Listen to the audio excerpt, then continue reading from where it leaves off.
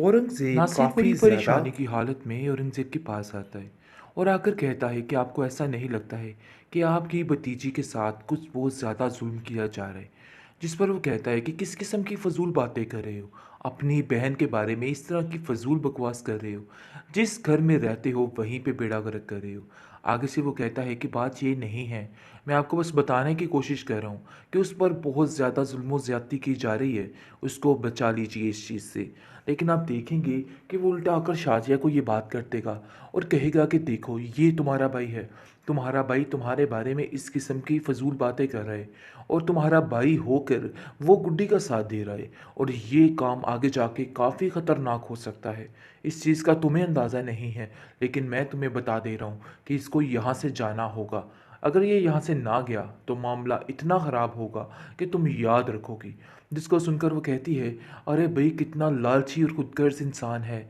कैसे देखो इसको तो मैंने इतना लालच भी दिया, इसके बावजूद ये गुड्डी गुड्डी की रट लगाए हुए है और इसको कुछ और समझ नहीं आ रही है। पता नहीं ये इंसान कब समझेगा और कब इसकी अकल ठिकाने आएगी। इसको समझा समझा के थक गई हूँ, तुम्हारा गुड्डी के साथ कोई रिश्ता नहीं है। जिसके साथ रिश्ता है उसको निभाने की कोशिश करो। लेकिन जी कहाँ, वो इंसान टस से मस नहीं होता और वो गुड्डी से कहता है कि गुड्डी तुम्हें यहाँ से जाना होगा, अपनी खाला पास चली जाओ, ये लोग बहुत जालिम हैं और कुछ भी कर सकते हैं। जिस पर वो हैरान होती है कि आखिर ये भाई तो उनका ही है, लेकिन इसके बावजूद इतनी साइड उसकी कैसे ले सकता है। इस चीज़ की टेंशन इसको हैरान करती है। लेकिन उसकी चच्ची कहती है कि देखो नासिर की बातों में मत आना, मोहतात रहना, तुम्हें बहुत मोहतात रहने की ज़रूरत है। तुम नहीं जानते हो कि वो क्या कुछ कर सकता है और पैसे की लालच में ये सब कुछ कर रहा है। भाई तुम्हारा उससे कोई लेन देन कोई वास्ता नहीं है। अगर तुम ऐसा समझ रही हो ना कि मैं तुम्हारी वजह से ऐसा कर रही, तो ऐसा नहीं है। वो किसी से कोई भी मुखलिसी इख्तियार नहीं कर सकता।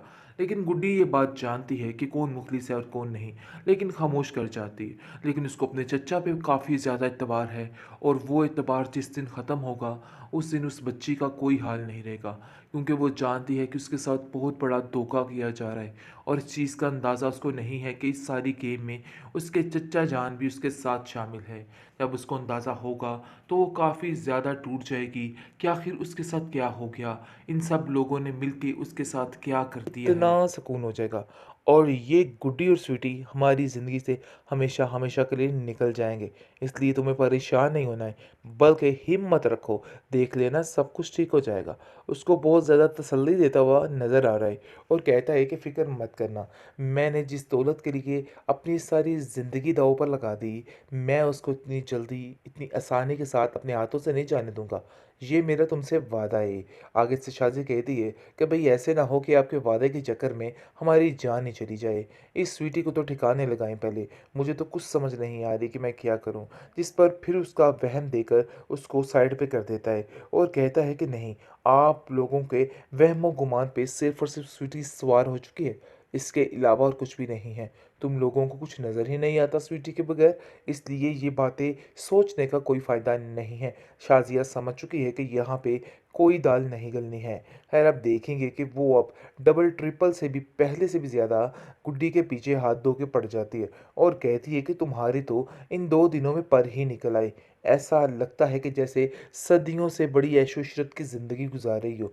आखिर तुम्हारी ये डैन-डंग कैसे बदले, मुझे तो समझ नहीं आ रही है। लेकिन औरंगज़ेब इन सब बातों को इग्नोर करने की कोशिश करता है और कहता है कि जाओ गुड्डी, ऐसी कोई बात नहीं, तुम रेस्ट करो। सोने की ज़िद और हठधर्मी उसकी जान ले लेगी। पता नहीं क्या कुछ कर रही है और क्या नहीं कर रही है।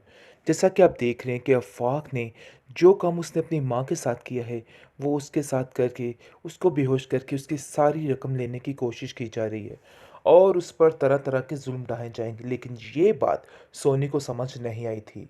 गुड्डी और हमज़ा समझा-समझा के इसको थक गए, लेकिन इसने उल्टा उनको ही ज़लील किया, उनको ही रुस्वा किया।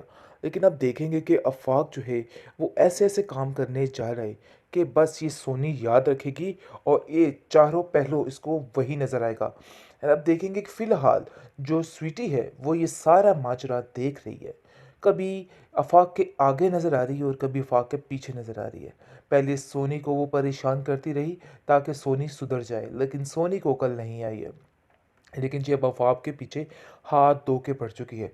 वो अफ़वाह को कुछ ऐसा नहीं करने देगी, क्योंकि स्वीटी उसका वो हश्र करेगी कि वो याद रखेगी। क्योंकि वो जानती है कि गुड्डी की कज़न है, अभी स्वीटी को सारा पता है, टेंशन नहीं लेनी है। स्वीटी को सारा पता है कि वो गुड्डी की कज़न है, इसलिए वो स्वीटी जो है अफ़वाह को कुछ भी नहीं करने देगी।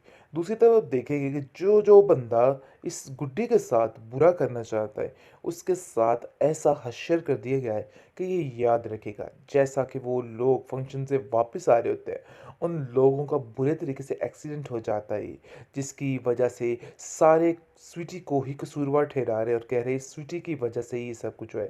भाई स्वीटी कभी वहाँ पे जाके किसी के आगे गिरी है और कभी पीछे गिरी है, कुछ समझ नहीं आ रही है उसकी। लेकिन जी आप देखेंगे कि जिस तरीके से इस ड्रामे को हॉरर दिखाया गया था ना, ऐसा कोई सीन नहीं है, बल्कि अब तो कुछ और ही सीन बन चुका है। फिलहाल आप देखेंगे कि शाज़िया कहती है कि अरे भई इस लड़की को मैं बिल्कुल भी बर्दाश्त नहीं करूँगी। और वो स्वीटी, छटाक भर की स्वीटी, क्या हाल करके रख दिया उसने हमारा। मुझे तो समझ ही नहीं आ रही है कि वो क्या कर रही है। जिस पर गुड्डी कहती है इसकी स्वीटी तो मेरे पास थी। आप कैसे खालाजान कह सकती हैं कि स्वीटी आगे थी आपके वजह से, यानी उसकी वजह से आपका एक्सीडेंट हुआ है। लेकिन जब देखेंगे कि औरंगज़ेब कहता है जो कुछ भी है अभी फ़िलहाल तुम्हें शाज़िया खामोश रहना होगा। इन सब बातों को करने का कोई फ़ायदा नहीं है, क्योंकि अब इन बातों का कोई भी जवाब नहीं है। क्योंकि वो तो गुड्डी का काम ख़त्म करना चाहता है।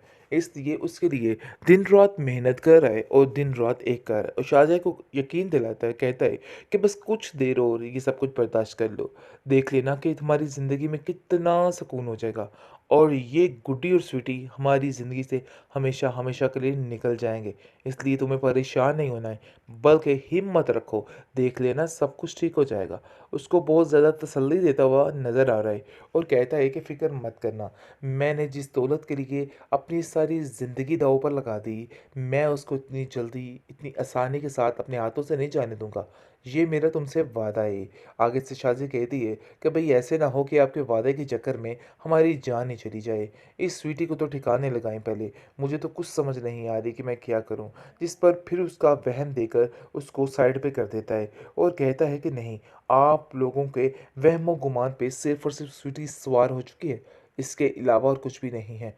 तुम लोगों को कुछ नज़र ही नहीं आता स्वीटी के बगैर, इसलिए ये बातें सोचने का कोई फ़ायदा नहीं है। शाज़िया समझ चुकी है कि यहाँ पे कोई दाल नहीं गलनी है।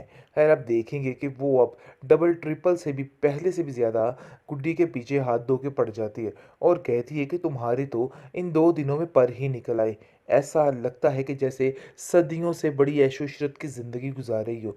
आखिर तुम्हारे ये डैन-डंक कैसे बदले, मुझे तो समझ नहीं आ रही है। लेकिन औरंगज़ेब इन सब बातों को इग्नोर